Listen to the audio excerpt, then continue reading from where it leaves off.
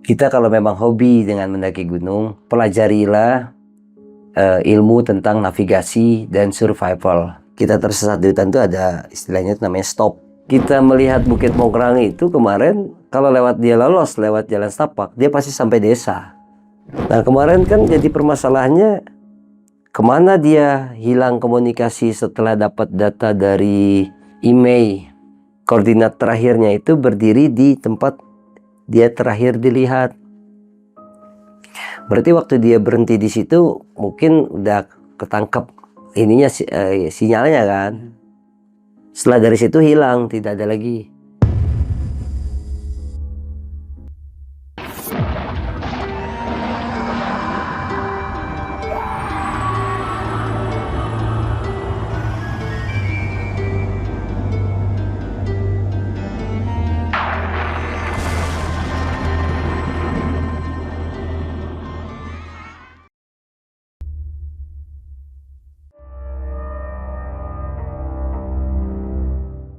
Ya, assalamualaikum warahmatullahi wabarakatuh. Apa kabar sahabat jelajah malam? Semoga kalian semua dalam keadaan baik-baik aja dan selalu dalam lindungan Allah Subhanahu wa Ta'ala. Masih bersama gue Arul di channel Jelajah Malam. Dan kali ini di samping gue udah ada gak lain gak bukan ya adalah Bang Otek. Assalamualaikum. Waalaikumsalam warahmatullahi wabarakatuh. Sibuk apa sekarang, Bang? Saya lagi sibuk jalan-jalan aja nih. Jalan-jalan aja. Iya. Ngalor ngidul. Ngalor ngidul nggak karuan. Kita kan freelance kan. Iya. Jadi kita lagi keliling-keliling aja. Oke. Nah, di video kali ini gue bakal ngebedah bagaimana cara dari relawan itu buat nemuin orang-orang yang lagi tersesat atau bahkan nge-rescue. Jangan kemana-mana. Saksiin video ini sampai habis.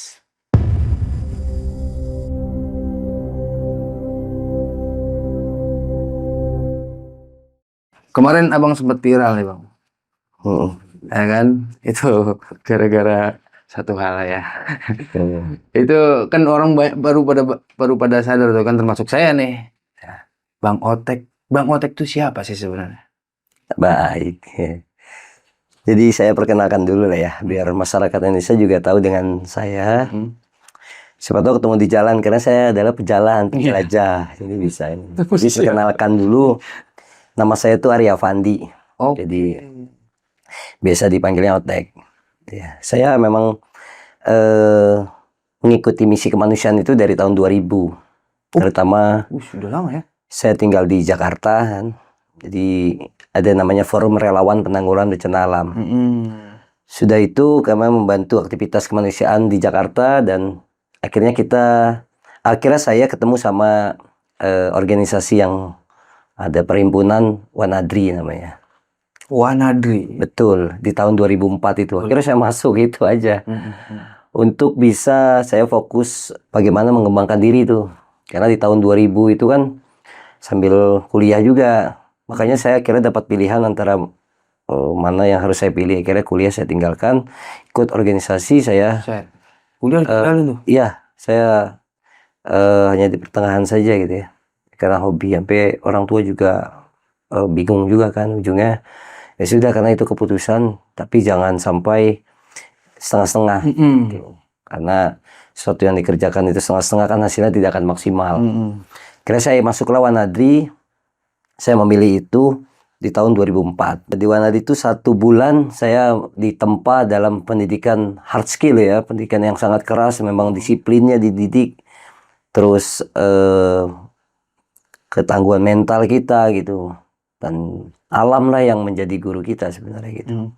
Hujan waktu itu di bulan Januari, kebetulan kita hujan terus, hujan, angin kencang gitu. Jadi memang mental kita itu dilatih, ditekan sama alam. Tuh, dibantu lagi ada pelatih-pelatihnya kan yang mengawasi kita gitu. Jadi memang makanya nama angkatan saya itu hujan rimba gitu. Jadi memang hujan 30 hari itu kan. Nah, jadi selama pelatihan tuh hujan terus gitu? Selama pelatihan hujan terus. Sama pendidikan dasar itu hujan terus.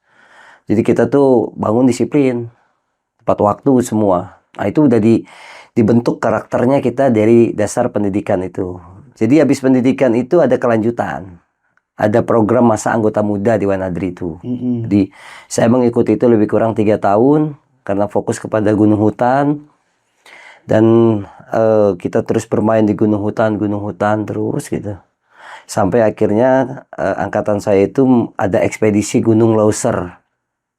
Gunung Lauser, perintisan itu dari sisi selatan. Itu sampai 52 hari loh. Wah. Perjalanan di gunung hutan. Kayak kunyuk aja kita kayak. Karena itu kan lama kan dalam hutan. Dan orangnya itu aja. Nggak ada orang. Udah kayak militer ya. Ya memang basicnya kita dididik sama militer. Baraknya saja pakai apa, tempat latihannya saja pakai Situ Lembang. Oh. Itu. Jadi memang pola militer sekali nanti itu gitu. Tuh. Jadi memang kita dilatih dan dididik sampai kita benar-benar terus mengembangkan diri di alam terbuka.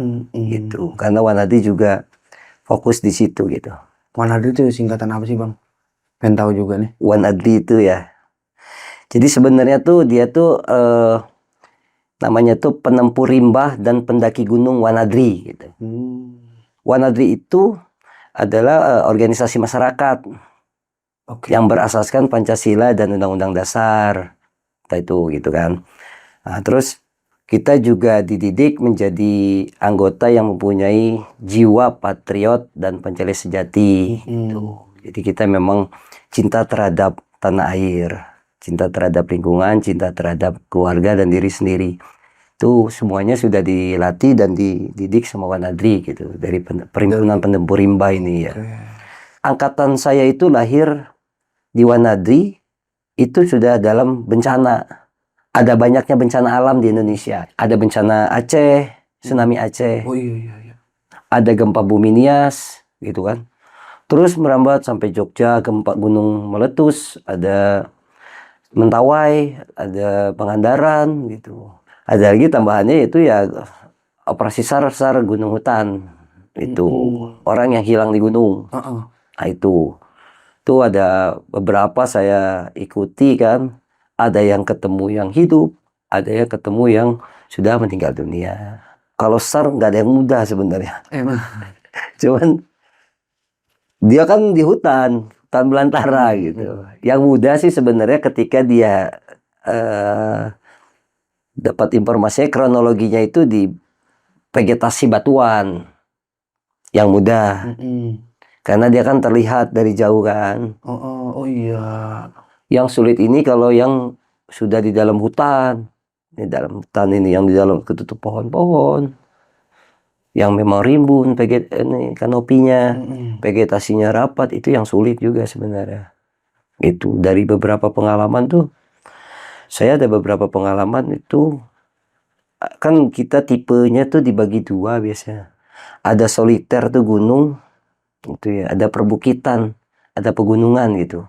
Nah, jadi dia tuh kalau kayak bukit tapi ada banyak bukit-bukit lainnya itu tipe pegunungan lah ya. Kita sebutnya gitu. Tapi kalau hanya satu gunung, satu aja lancip gitu gunung, itu soliter. Iya. Nah, kalau yang gunung ini sebenarnya kita bisa mengatakannya lebih sedikit lebih mudah ya, kayak gitu. Tinggal karena dia jelas kalau gunung kan ngerucut gitu. Gunung ini ngerucut. Dia biasa ada punggungan, lembahan gitu kan. Punggungan, lembahan. Nah, kalau dia udah ngerucut kayak payung modelnya gitu, kita tinggal bisa dari bawah ke atas, punggungan, lembahan, tipe pencariannya bisa seperti itu gitu. Kalau gunung yang sulit kalau perbukitan sebenarnya, pegunungan dia tuh bisa lama mencarinya itu. Karena banyak ya gitu ya. Ya kalau perbukit atau pegunungan itu antar punggungan lembahannya itu tidak terlalu dalam, misalkan daya jelajah si subjek bisa ini bisa jauh gitu. Si subjek tuh. Kalau kita cari di pegunungan itu operasi yang memang saya pernah mengalami itu. Di mana tuh Bang? Itu saya mengalami operasi SAR itu ada di Danau Kaco. Danau Kaco. Desa Lempur, Kerinci. Iya, 3 minggu tidak dapat. Apa kendalanya itu bang? Pegunungan, Pegunungan. medannya agak datar. Jadi medannya agak datar, dia tidak terlalu terjal, tidak terlalu curam. Jadi orang tuh lebih cepat berjalan. Jadi jauh dari jelajahnya dia kan. Beda dengan gunung tadi gitu. Kalau gunung yang soliter itu juga, kalau gunung soliter tinggal kita cegat aja ibaratnya. Kalau dia dari atas ke bawah gitu, kita pencarian dari bawah ke atas. Nanti bisa ketemu dia kan. Tapi kalau di pegunungan kita mau cegat kemana tuh gitu, bingung kita cari cegatnya. Paling kasih tanda-tanda kayak bikin api dibuat asap, tapi biasanya gitu ada tanda-tanda. Sebab kalau di pegunungan banyak medannya agak landai pegunungannya kan, nggak terlalu terjal kan. Hutan-hutan di Sumatera apalagi kalau pegunungan Dia jalannya agak cepet ya, kita nyarinya juga lama gitu ya. pasti daya jelajah dia itu kan tinggi daya jelajahnya. Terus yang Argopuro Vincent itu 2007 Vincent, anak Bandung itu. Vincent nggak ketemu juga tuh sampai hari ini Di Argopuro. Iya, 3 bulan nyarinya itu dalam hutan. Itu angkatan saya juga tuh, bos. Angkatan saya tuh. Di tahun berapa itu bang? 2006, 2007 ya, kira-kira itulah. Oh 2006 ya benar, 2006. Sebelum kita berangkat ekspedisi tuh. 2006. Berarti emang masih kendalanya ya di pegunungan itu tadi. Betul. Pegunungan itu, pencarian orang hilang di pegunungan itu memang yang agak-agak sulit karena dia kan biasanya agak landai, konturnya tuh dia datar biasanya. Kalau orang berjalan dalam medan datar dia kan bisa cepat.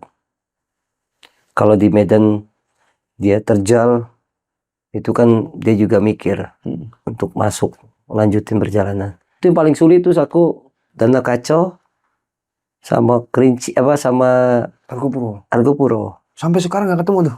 Argopuro nggak ketemu sampai sekarang. Si Vincent nggak tahu kemana, tapi ditemukan cecerannya.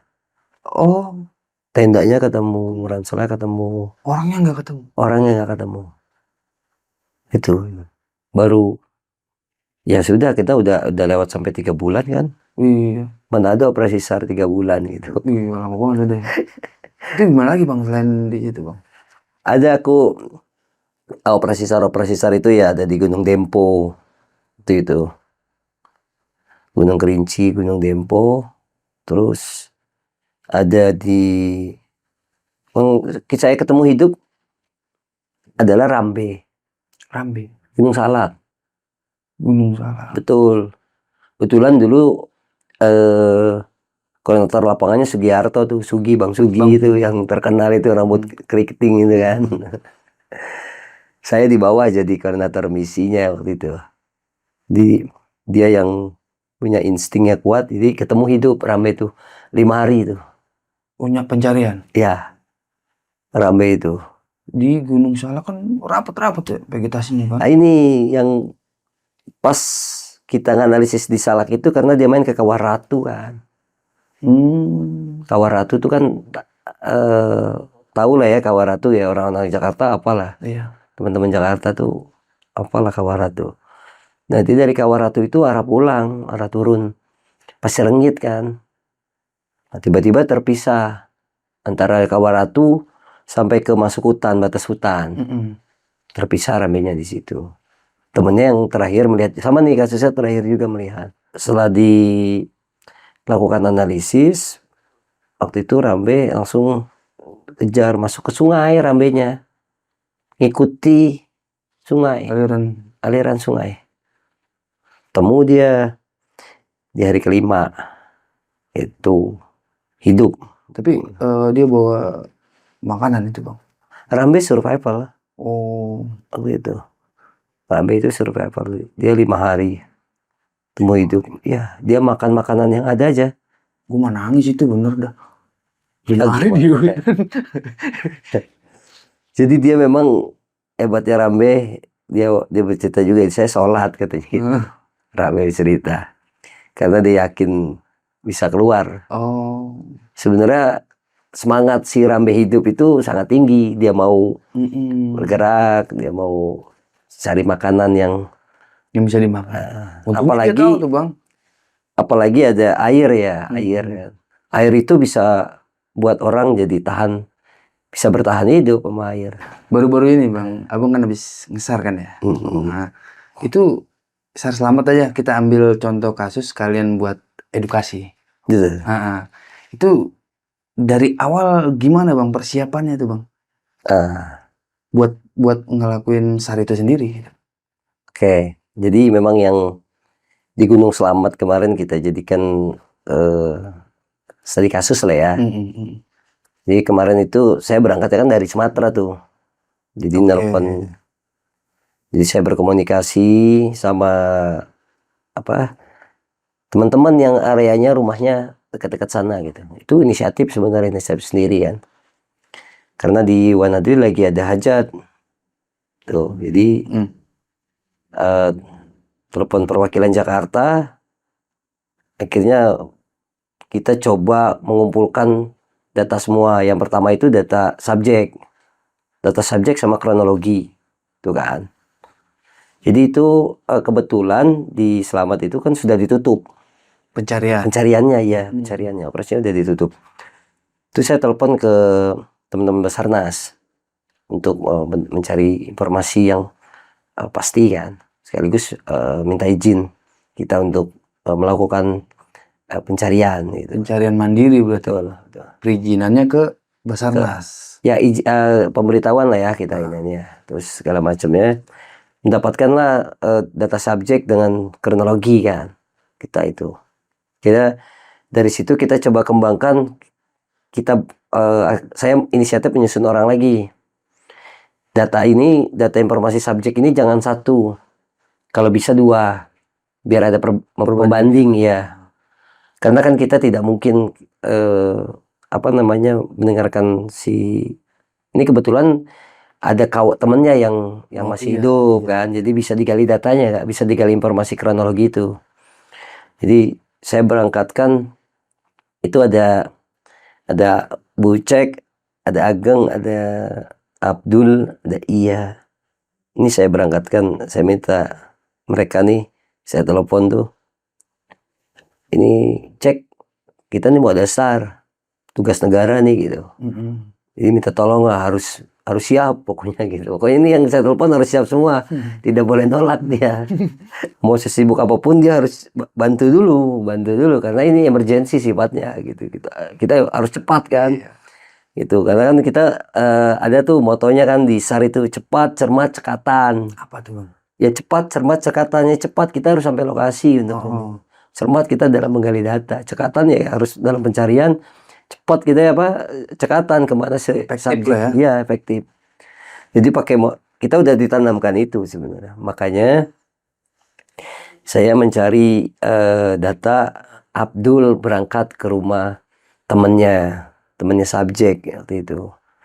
Namanya Himawan tuh kan. Terus Iya itu Kang Iya itu yang mendatangi orang tuanya untuk minta restu. Kita mau melanjutkan. Ageng dan Bucek waktu itu saya memsiapkan logistik perbekalan sama peralatan yang kurang. Dan Ageng itu minta bantu untuk ke personil. Kan biasanya kita punya teman-teman mapala yang ada di seluruh Indonesia kan. Jadi kita coba minta tolong ke mereka untuk bantu kegiatan aktivitas operasi pencarian pertolongan ini gitu. Nah dapatlah kemarin di operasi SAR itu setelah terkumpul data, terus personil sudah ada, itu kita kumpulin dulu. Setelah itu saya laporkan kepada Wanadri itu. Jadi waktu itu dipegang sama perwakilan Jakarta tuh, Mada tuh. Saya laporkan semuanya. Karena kita harus dikeluarkan SIJ itu kan, Mm-mm. surat izin jalan. Supaya Wanadi bisa mengetahui aktivitas kita dan bisa mendukung. Mantau lah ya. Ya, dia harus bisa support gitu. Nah itu, karena itu kan akan yang paling klasik yaitu ya kekurangan operasi itu ya semacam logistik gitu ya, Iya. untuk personil kan. Duitnya dari mana itu buat beli-beli gitu kan? Iya betul ya, memang itu yang jadi. Kira setelah terkumpul kemarin personil sudah saya mendapatkan kiriman sumbangan dari kolektif anggota Wanadri dan Wanadri itu sendiri. Dia kirim ke Bucek duit untuk belanja makanan, perbekalan untuk 15 orang untuk 5 hari, tuh kan. Itu dari organisasi sendiri kita patungan. bukan dari siapa-siapa, itu dari patungan yang memang kita sudah ya siapa yang punya rezeki berbagi aja dia untuk bantuin kan. Sudah itu personil kita siapin dulu. Personil yang mau berangkat itu harus punya, kita tahu dulu data secara pribadinya kemarin itu bisa bernavigasi nggak gitu, karena kita kan akan bermain peta kompas tuh kan. Terus kita kan ada marker juga tuh, operasi SAR tuh ada marker. Marker tuh apa, Bang? Marker tuh apa ya, penanda kita udah titik start dari sini, terus finishnya di sini. Marker ini ada titik penemuan, kayak penemuan apa, dikasih marker tuh, dia berbentuk kertas lah, kasih. Iya. Nah itu alat-alat perlengkapan itu juga kita kumpulin. Apa aja tuh, Bang? Ya kompas kan nggak semua orang punya kompas. Kan banyak nih personil yang datang tidak punya kompas. Tiba-tiba datang kan kita kan gabungan. Bawa badan doang dia ya? Iya, kita kan gabungan, kan nggak bisa nolak. Jadi misalkan ada yang tidak bawa kompas tapi dia bisa navigasi, kita pinjamin gitu. Emang sebenarnya itu peralatan equipment pribadi ya. Kompas itu kok equipment pribadi. Kompas, peluit itu wajib tuh sebenarnya. Fluid. Iya, peluit kecil itu, yang kecil yang jauh itu kan itu wajib sebagai apa pelaku aktivitas alam terbuka itu miliki itu gitu sebenarnya. Oh iya. Kompas dan peluit Buat gitu. kode ya? Betul. Karena kita kan tahu arah barat, arah timur, sebab kita pastinya ketika mendaki gunung bertanya kita startnya dari mana, arah baratnya mana, itu pasti familiar lah lama-lama. Nah itu setelah kumpulkan itu semua, baru melakukan pencarian. Setelah data terkumpul, izin sudah dapat, semua sudah dikeluarkan, termasuk dari desa, termasuk kemarin di Selamat tuh saya pakai teman-teman poskonya di Pajaya, posko pendakian diizinkan kan di situ. Jadi dipakai, kita set up area operasi, peta dibentangkan, kronologi dibentangkan. Jadi skenario operasi itu orang baca semua di situ. Dari rencana. Jadi kita itu yang datang tuh melihat tiap hari pergerakan tuh ada catatannya tuh. Dilihat sama orang tuh kan.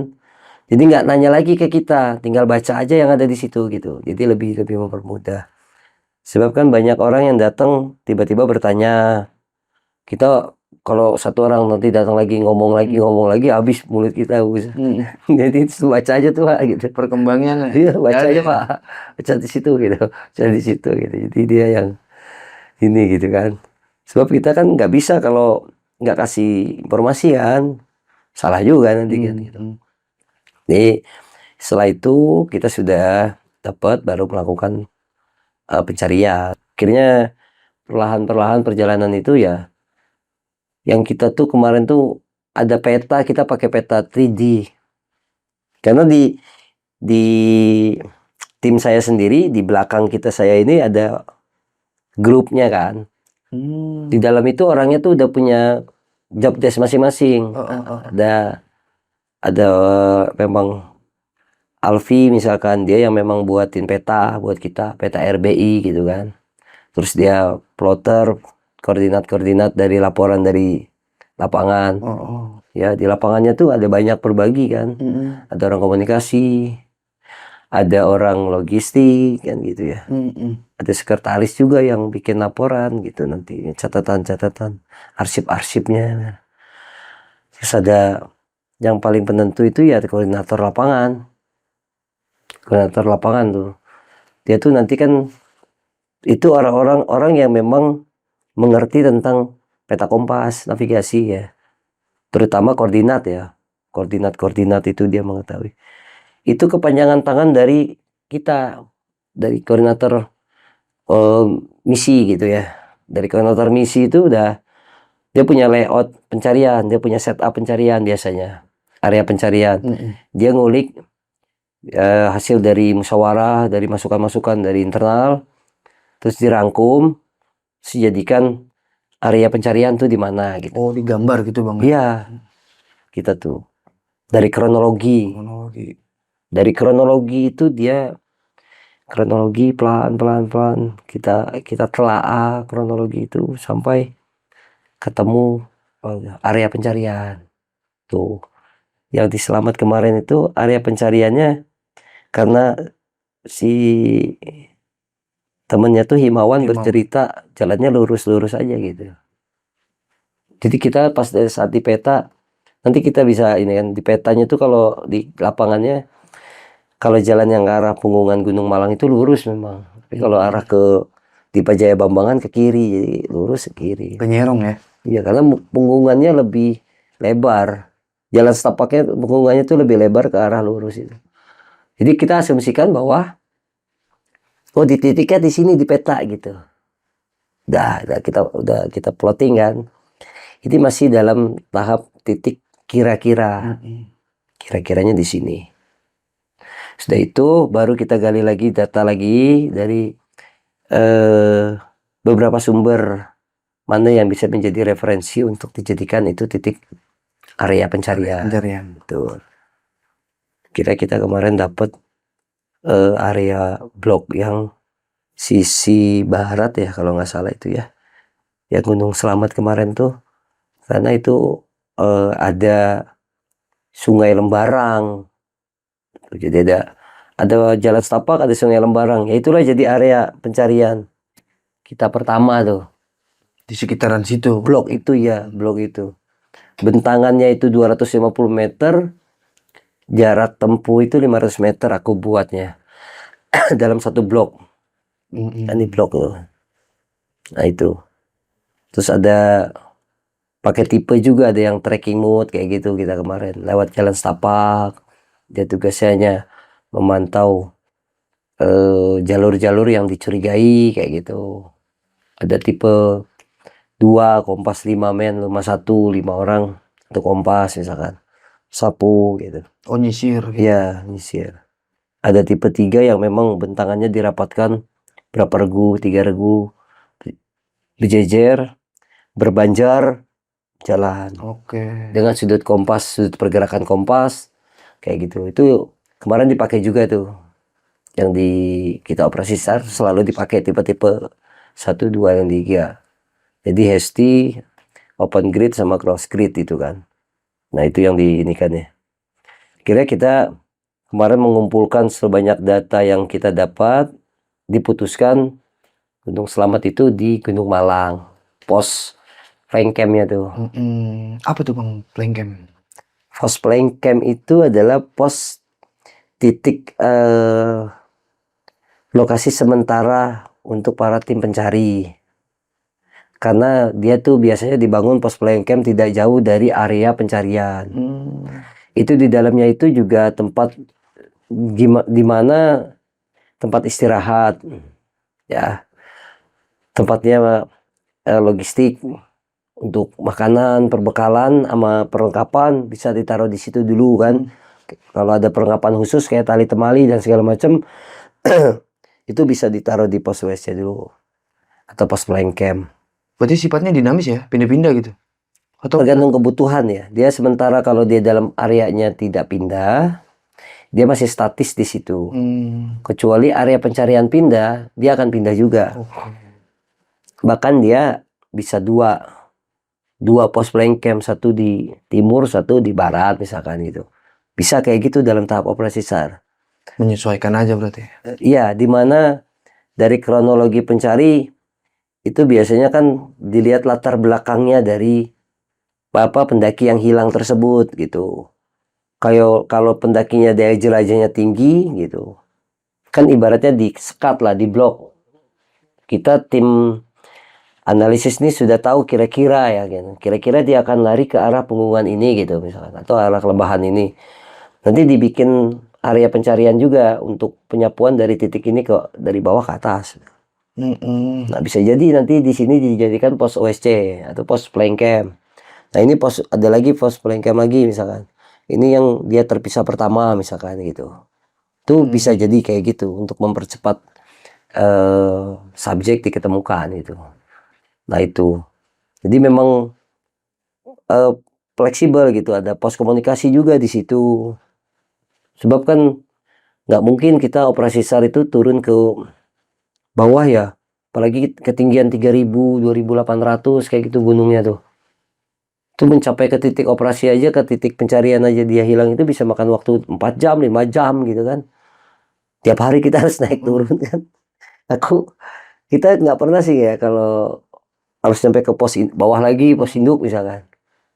Naik lagi, nggak efektif. Karena cuaca itu kan biasanya kan dari pagi sampai siang tuh terang, siang ini sore udah hujan kan gitu. Itu kita kan kenapa dibikin flying camp tuh kita tuh selalu membuat flying camp gitu. Pos OSC-nya dulu namanya. Sekarang kita ganti jadi flying camp. Ya, kita bikin di sana untuk mempermudah, mempercepat tim pencari. Kenapa kita pos jalur Gunung Malang? Kita cari tempat yang memang ada air, sumber airnya tuh di mana di pos itu. Ya, jadi bangun pos OSC juga sumber air menjadi poin nomor 1, ya kan? Ada dekat nggak sama sumber air? Kalau kita jauh sama sumber air kan, itu ngambil airnya saja sudah. Iya, makan waktu. Iya, kalau bawa air kita 2 dirigen yang isi 5 liter udah 10 kilo kan, lumayan kalau jaraknya makan waktu sampai 40 menit, 30 menit ya. Jadi kalau bisa ya, dia memang beda-beda tempat, beda-beda suasana ya, beda-beda lokasi kan dia ini. Yang kemarin dapatnya ada dekat pos air di pos 7. Jadi teman-teman nggak jauh tuh. Nah, ini yang jadi kita bisa langsung analisis itu di sana karena sumber informasi yang kita dapat itu kuat. Udah ngarahnya ke arah sana terus tuh. Ya, arahnya betul. Arahnya ke arah sana gitu. Arah sana tuh. Jadi kita lebih bisa memfokuskan pencarian kepada tipe-tipe yang sudah kita pelajari tuh. Itu kan ada tuh tipe-tipe 1 tadi ST, open grid, close grid gitu. Jadi itu yang harus kita inikan gitu. Ketemulah ceceran pertama dulu. Apaan tuh, Bang? Yang waktu di Selamat itu kan. Itu ada dompet sama senter. Dompet? Iya. Itu dia nggak jauh dari jalan setapak dari Gunung Malang menuju puncak itu kan. Kalau dia ada, kan ada tuh. Nanti kita lihat di petanya lah. Itu ada tuh tidak jauh gitu. Di sini tidak jauh tuh di punggungan ini. Nah, kalau kita udah mendapatkan ceceran itu berarti dalam pencarian itu udah ketemu titik terang. Udah nggak jauh ya? Ya betul, nggak akan jauh tuh biasanya gitu tuh. Paling jauh juga 500 meter gitu. Ya kan? Kan kita baca latar belakangnya. Subjek ini latar belakangnya seperti apa sih? Oh, dia pendaki gunung, oh dia pengalaman gunungnya tinggi, oh dia tidak mendaki gunung. Itu kan kriterianya kan harus kita pilih itu kan. Waktu di Selamat kemarin dia baru 2 kali naik gunung. Makanya tidak akan jauh dia dari ceceran yang ditinggalkan. Tuh. Makanya nggak jauh dia kan. Ini tempat ceceran dompet dengan senter. Ini ada punggungan kecil. di bawahnya lembahan lagi. Nah, bawah di sebelahnya sebenarnya gitu. Di sebelah punggungannya Belah ini. punggungan. Iya. Jadi jaraknya nggak jauh kan? Nggak nyampe 2 kilo, nggak nyampe 1 kilo kayak gitu dia. Itu di hari keberapa abang nemuin itu bang?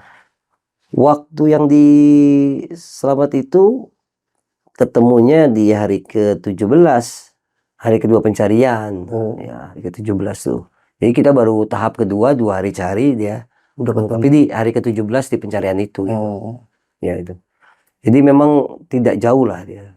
Karena kita udah baca Pergerakannya ya. subjek ini bukan anak pencinta alam gitu. Subjek ini baru punya track recordnya mengikuti naik gunung 2 kali gitu kan. Perbekalan yang dibawa subjek itu tidak ada gitu. Dia tidak bawa alat tambahan kayak peta kompas, tidak punya gitu. Perlengkapan tambahan ya. Dia tidak bawa tali temali misalkan. Atau perlengkapan khusus. Iya. Berarti kan si subjek itu daya jelajah bicaranya kan. Daya jelajahnya berarti tidak akan jauh. Dia bisa pindah punggungan, harusnya dia turun ke bawah kan gitu kemarin itu ya. Harusnya orang tuh kan dia udah di sini, dia turun ke bawah. Ini malah pindah ke punggungan gitu, pindah sebelah kan. Berarti dia berjalan gitu kan. Nah, dia tuh berjalan, kita ulik lagi kemarin kronologinya. Oh, dia berjalan mencari pertolongan sebenarnya gitu. Oh. Itu makanya dia bisa pindah dari lembahan satu ke lembahan sebelah gitu. Dia mencari jalan kan. Kan jelas tuh di kronologinya lewat belakang naik ke kiri gitu kan. Itu. Berarti dia tuh mencari pertolongan karena memang dia ingin menolong temennya gitu. Iya, katanya cedera ya. Nah, itu akhirnya kita coba ulik tuh kan. Itu pakai apa metode apa tuh bang? Tadi kan ada banyak tuh metode pencariannya tuh. Kemarin tuh Pas ketemunya tuh. pakai open grid tipe 2. Jadi memang lewat punggungan lembahan itu. Jadi kemarin kan karena penasaran dengan harusnya dia turun ke sungai itu kan. Makanya ada yang turun ke sungai yang dari punggungan nih.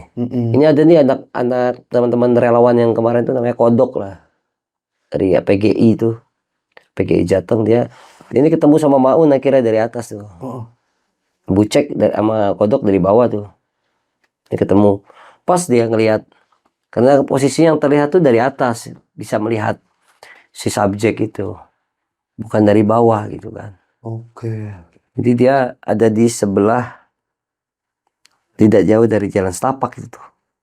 Nah, itu yang Rescue Dipajaya, Maun itu melihat dari atas ya. Itu memang udah diarahkan, kita udah ada rencana operasi.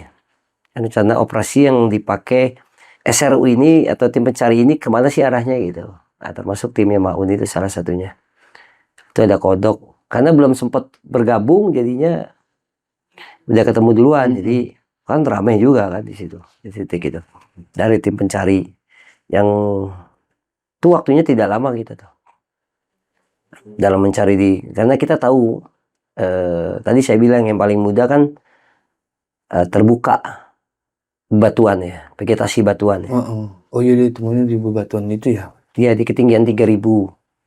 Di ketinggian 3000 itu dia kalau kita lihat ini ya. Kan dia bebatuan kan. Jadi dia dari jarak pandang itu dia bisa terlihat lebih jauh ya. Gitu. Nah, yang sulit itu kan yang tadi saya bilang yang di dalam hutan. Tuh, yang di dalam hutan itu kan dia memang tertutup, semak belukar, semak-semak gitu. Yang di Mongkrang pun sulit kan itu kan. Yang kejadian yang di Mongkrang baru-baru ini kan kemarin. Iya, Mongkrang. Ya itu yang sulit. Karena dia posisinya pun di dalam hutan, ada di sungai gitu. Di jurang tuh kan. Masuk ke dalam lembah, dasar lembah. Sungai itu kan. Bisa dijelasin kronologinya tuh bang? Iya, jadi di Mongkrang tuh di Bukit Mongkrang ya. Waktu kita mencari Bukit Mongkrang tuh memang kita udah masuk ke hari ke-9 waktu itu. Ini perbedaan juga kan antara bukit dan pegunungan ya? Iya betul, yang tadi kan soliter kan kalau gunung kan. Terus ini pegunungan kan, bukitnya kan kita sebut pegunungan lah ya. Jadi dia berbukit-bukit gitu. Jadi nggak satu puncakan, ada bukit-bukitnya banyak gitu kan. Nah di Mongkrang itu kita gali kronologi dulu gitu tuh, mencari detail. Ternyata di Mongkrang itu basicnya itu kan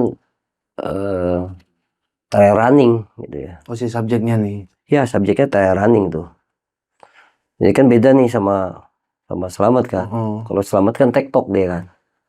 Ya kan tektok tuh tujuannya. Ini trail running. Nah barang bawaan beda tuh kan. Kira kami gali kronologi dulu dari Kebetulan ada temennya waktu itu kita di Solo tuh temu sama temannya itu Sukma sama Rian gitu, temu kita tuh gali data, menggali kronologi sama temennya yang selamat, dan sampai kita ketemu dengan di mana dia terlihat kan, Terakhir terlihat gitu. itu ya yang di Mongkrang tuh kan. Kira kita coba gali, kita masuk ke area pencarian, di situ masih dibuka. Di sini bedanya, kalau yang di Selamat kemarin ditutup, kalau yang di Mongkrang itu dibuka kan. Tuh masih dalam tahap pencarian maksudnya.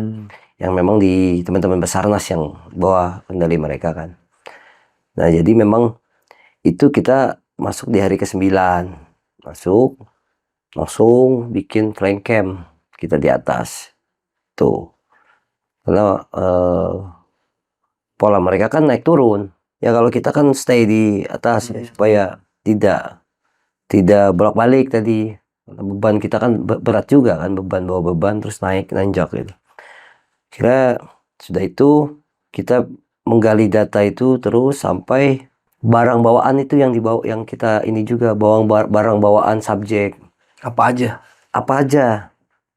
Itu barang bawaan itu adalah penentu juga kalau misalkan kita menemukan ceceran yang sesuai dengan apa yang ada dibawa sama subjek gitu.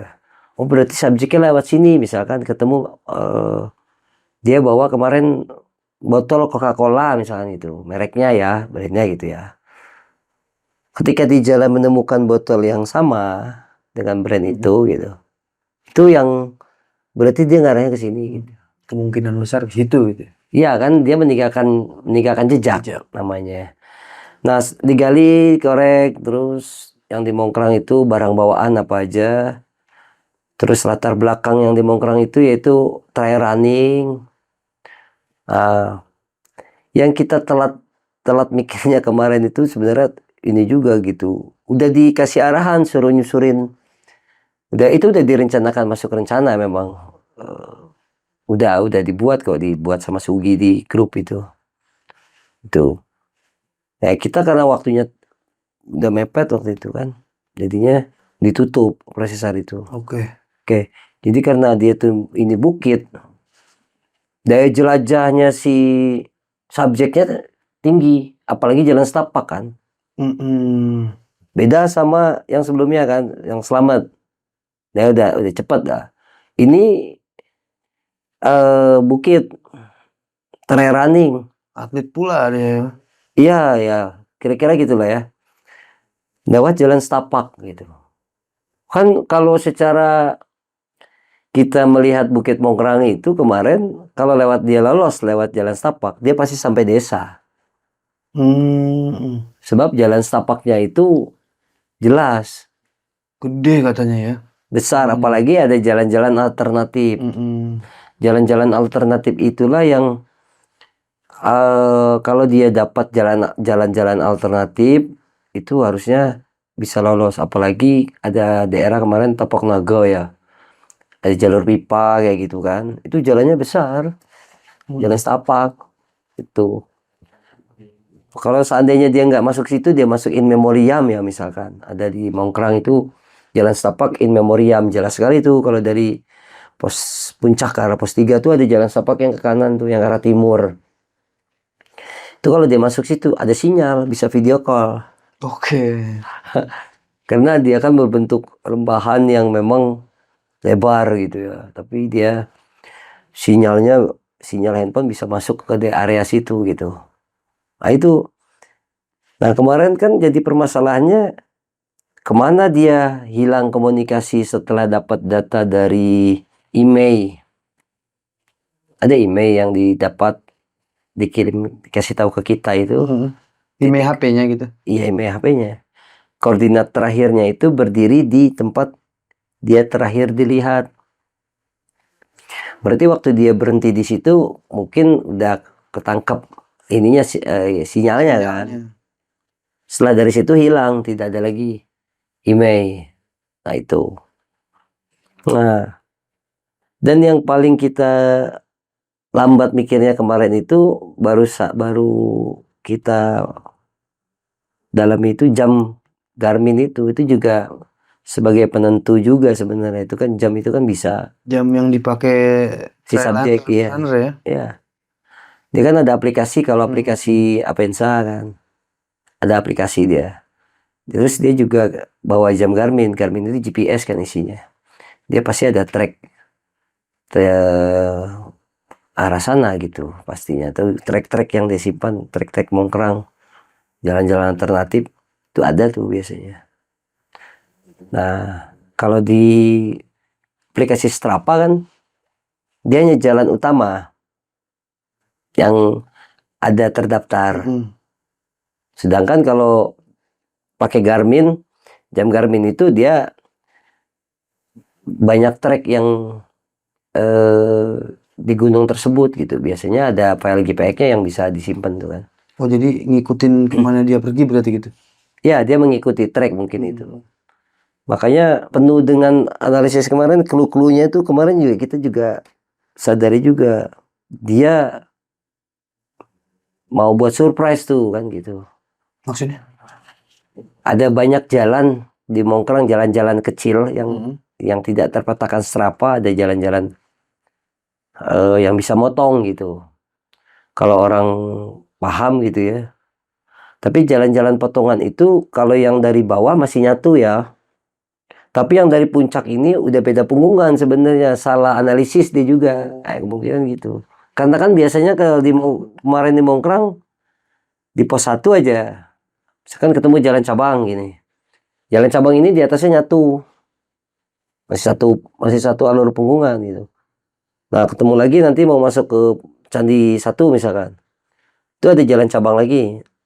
Ini nyatu lagi jalan cabang. Karena ini kebiasaan nyatu, dipikir di atas nyatu juga gitu. Ternyata beda gitu. Ya nyatu, tapi melambung. Muternya jauh gitu. Karena dari tempat dia berdiri, Candi 2 kan kelihatan. Gitu kan. Si Mongkrang kemarin. Ini lewat jalan konvensional. Karena dia ada percaya diri mau buat surprise, makanya dia coba motong. Tapi kan motong dia punya dasar berarti. Dia harus motong mencari jalur yang baru, tapi dia harus punya dasar. Dasarnya mungkin dari dia punya nyimpen track untuk motong kan. Kalau dia nggak punya track, dia kan pelari bukan pendaki gunung. Nggak mungkin lah dia nebas. Tidak mungkin si subjek kemarin nebas, nggak mungkin kan nggak bawa alat untuk penebasan. Ya kan, berarti subjek ini melambung mencari jalan setapak tuh. Coba kita kemarin asumsi itu ternyata memang benar. Iya kan ketemunya kira jauh di dalam hutan itu kan, di dasar jurang di sungai arah Kemitis, Sungai Beruk itu yang tim SAR juga nggak mau masuk juga ke situ kan. Kenapa? Ya karena Terlalu curam kan memang belum dimasukin jalur itu kan. Itu kalau menurut dari simulasinya tuh kenapa bisa masuk ke sana nih? Ya bisa jadi dia mencari jalan. Asumsi kan banyak ya, cari jalan. Kemarin kan Sugi sudah masuk tuh regunya tuh kan. Dia mencari jalan sampai itu berbentuk punggungan juga sebenarnya. Itu kalau di peta. Masuk, turun. Ya insidennya di situ lah mungkin. nggak jadi insiden itu ya. Itu terjatuh kan ya? Ya karena posisinya ada di dasar. Dasar. Jadi memang secara naluri kemarin kita sebagai tim pencari ya, itu instingnya tuh sudah memang kuat. Instingnya kuatnya gini, itu kan di hulunya ada jalan setapak. Terus dari tempat subjek berdiri itu terakhir ada jalan setapak juga potong. Jalan masuk ke pos air itu. Itu dari antara puncak dengan pos 3 itu ada jalan setapak kan. Masuk ke pos air, itu biasa dipakai dengan sama masyarakat untuk acara seren tahun. Acara seren tahun itu acara tahunan kayak dia menyembelih binatang kayak kambing, kayak sapi gitu. Itu kan kemarin ada waktu pada saat kejadian itu ada masyarakat yang menyembelih kambing gitu. Jadi itu jalan dipakai sama masyarakat gitu kan. Nah mungkin jalan itu masuk ke dalam track GPS Garmin itu, karena memang ada itu kan ininya, sehingga dia mungkin memotong karena terlihat dari dia berdiri ke Candi 2 gitu. Ya, terlihat.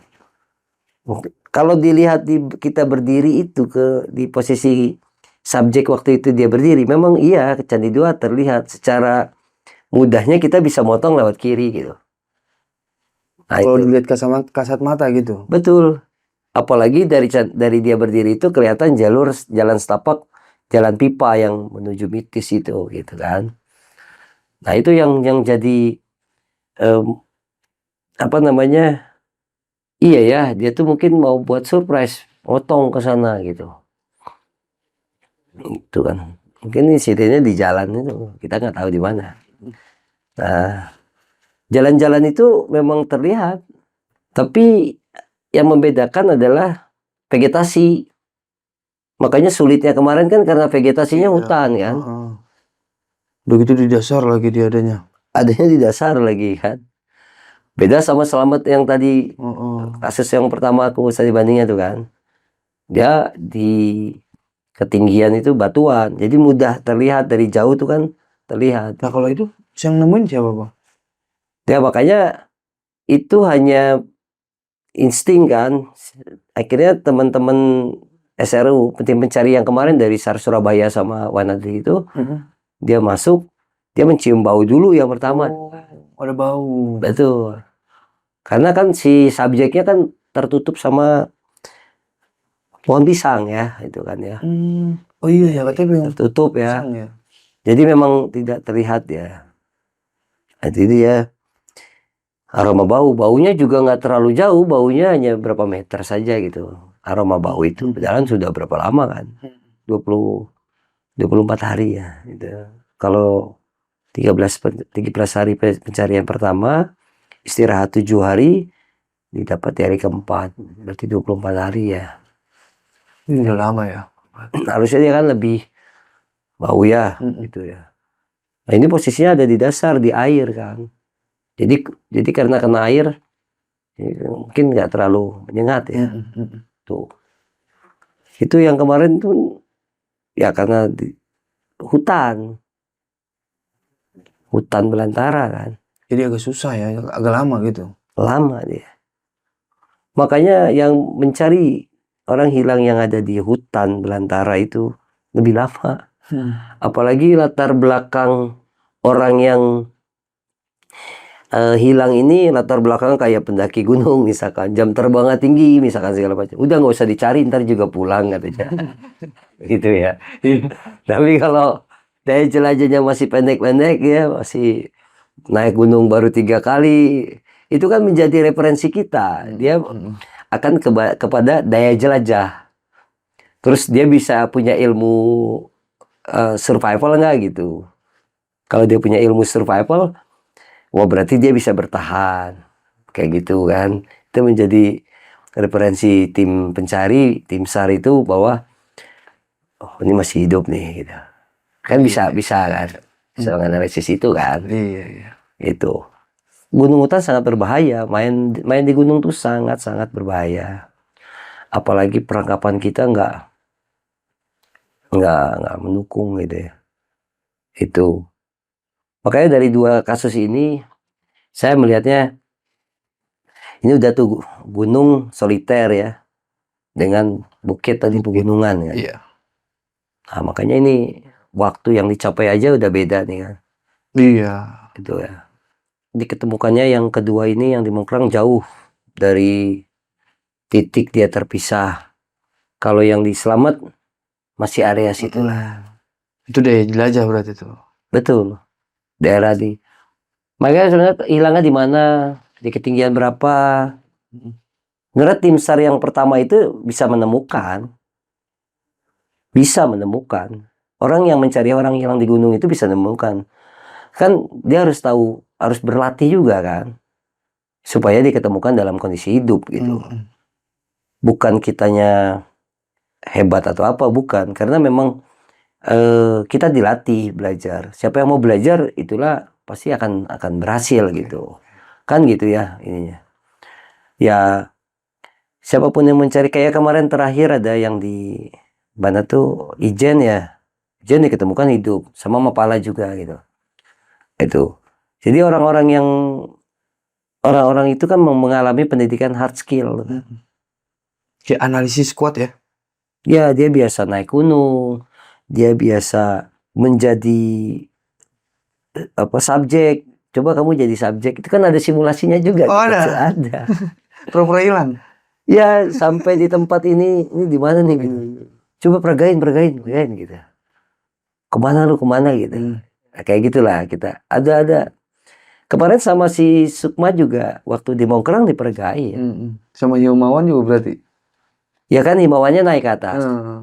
Dia itu kan mumpung masih ada ya temennya, jadi bisa kasih keterangan. Iya. Bagaimana kalau yang nggak ada itu yang Itu yang susah ya. ada yang ketemu ada yang di Dempo ketemu. Nggak, dua-duanya kan kecelakaan tuh. Itu yang di Dempo. Akhirnya sebenarnya bagaimana cermatnya menggali kronologi sih. Buat jadi data kita pemetaan pencarian. Betul. Karena memang kita itu kalau kita cermat, dia pasti akan ketemu dalam alurnya. Apalagi kita bisa dan mengerti tentang navigasi, baca peta dan kompas. Kemarin rame di medsos. Tanggapan abang gimana sih bang nih tentang ramenya medsos di dunia SAR sendiri lah? Ya, dunia SAR ya. Itu terjadi setelah puluhan tahun dan dulu tidak ada nih orang mengambil dokumentasi, dan sekarang dunia itu berkembang dengan cepat, teknologi berkembang dengan pesat, sehingga ini dianggap orang yang lagi tiduran sambil ini bisa ngikut memantau kita juga gitu kan ya.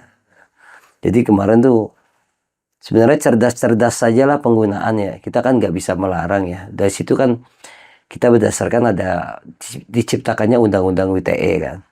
Nah, jadi berhati-hati juga kita bermain itu kan. Iniannya. Apalagi kemarin masih sampai sekarang tuh penyebaran hoax kan kayak gitu. Dan penyebaran yang apalagi masih ada penyebaran yang video saya itu kan. Itu juga sebenarnya kalau di ini kan juga hati-hati juga itu juga gitu. Saya tidak menyebarkan kan gitu. Kemarin banyak juga yang live kayak gitu ya. Yang live tiba-tiba ada yang live di puncak. Sampai SRU-nya Bucek itu hilang kan di Gunung Selamat itu kan. Dia lagi live di puncak. Nge-SAR tapi nge-live. Betul. Jadi memang itu unik dan harusnya mencari orang di hari itu. Regu itu tidak mencari yang direncanakan. Dia mencari anggota regu yang hilang. Anggota regunya hilang lagi berkumpul nih. Ceritanya lagi duduk berkumpul, tiba-tiba anggota regunya hilang. Ini kan gak ada yang tahu ditanya. Iya. Kemana tadi? Si A kemana? Gak ada yang tahu. Gak tahu katanya. Penyebar, cari katanya. Gitu kan. Dicarilah, dikejar. Kemana tuh ya. Dikejar, ada yang ngarah ke puncak. Ada yang ngarah ke, balik lagi ke pos OSC. gitu kan. Ada yang mengarah ke rencana titik awal. Kan cuma 3 yang dia ketahui jalan itu kan, si orang itu. Kalau enggak dia balik ke pos flying camp. Kalau enggak dia pergi ke puncak. Kalau enggak dia ke titik yang sudah direncanakan karena dia pegang peta Iya. sama koordinat. Kali aja dia ngerti gitu kan. Ya cari bagi 3. Ketemulah di puncak. Gitu. Itu hilang lagi duduk nih. Ucek bercerita nih, hilang lagi duduk, lagi sama-sama istirahat. Habis diketemukan ceceran, semua SRU istirahat, terus diarahin sudut pergerakan, mau jalan dia hilang. Tuh, live dia ternyata. Ini aku baru ngalamin di Jateng. Memang di Jateng itu tinggi sekali tuh untuk permainan media sosial tuh ya. Hype banget di sana ya. Iya betul, apalagi yang ya aku baru ngalamin karena baru ngalamin. Kalau di tempat lain sih belum pernah sih. Nah, dia dibatasi gitu ya. Aku kemarin kaget aja. Sampai aku pun juga kena juga kemarin kan. Iya, sempet kena juga tuh. Iya kena juga karena ada olok-olok orang datang langsung ke posko live.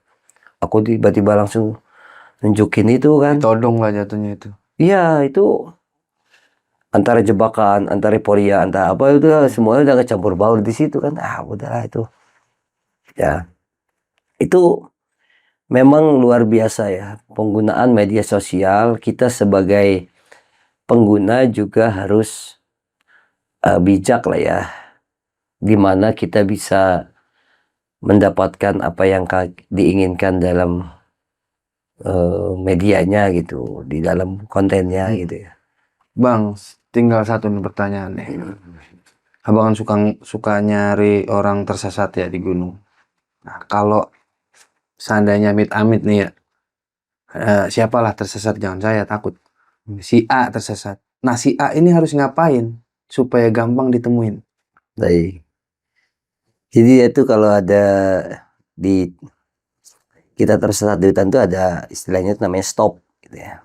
Stop tuh ya. S to sit ya. Kita duduk, kita tenangkan diri dulu gitu kan. Terus ada T-nya tuh think. Kita berpikir kan. Dan kita berpikir tuh sadar bahwa kita tuh tersesat gitu. Kita ini tersesat nih, nggak ada lagi jalan. Kita udah tersesat nih. Jangan sampai kita udah tersesat terus dilanjut gitu. Kan gitu ya. Terus ya ada observe ya.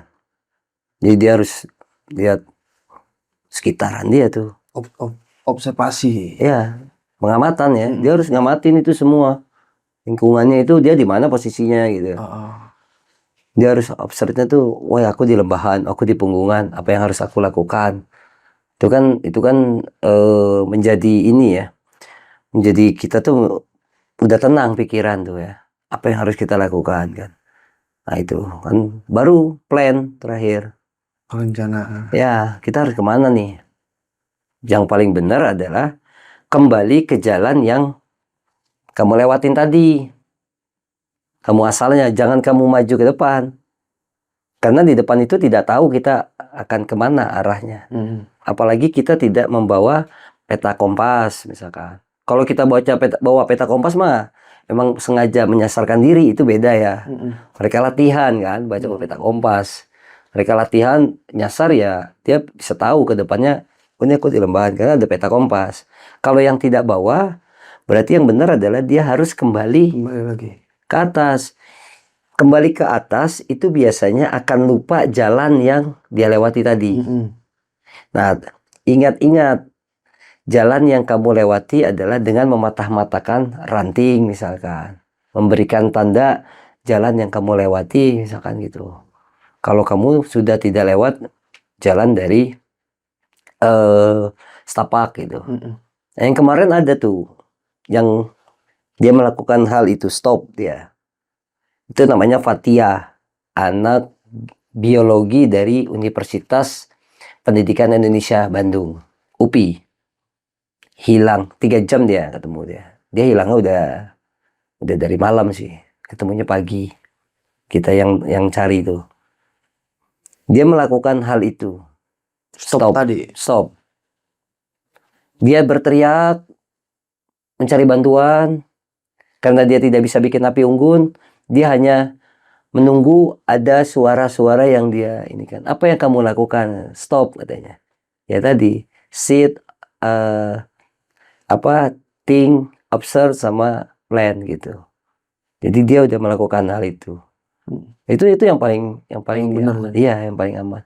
Sampai dia mendapatkan bantuan. Terus siapa yang diselamat tuh yang hidup tuh yang perempuan, stop juga dia, berhenti kan ya, stop dia kan melakukan itu. Sehingga dia diam di tempat, mengumpulkan bahan-bahan makanan di tempat itu, atau dia bawa peralatan campfire, atau dia membawa start untuk buat api, dia bisa bikin api dulu di tempat itu. Jadi jangan jalan. Kalau kita udah sadar kalau kita tersesat itu udah diem. Betul seperti itu.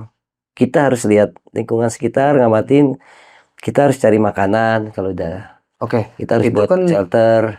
itu kan yang baru ini ya. Kalau yang udah terlanjur jauh masuk ke dalam. Ya, lebih baik jangan dimajukan lagi, jangan jalan ke depan. Tetap mundur, narik ke belakang. Atau menunggu bantuan dengan membuat tadi shelter, perapian. Kalau dia nggak bawa alat itu, cari bahan makan saja.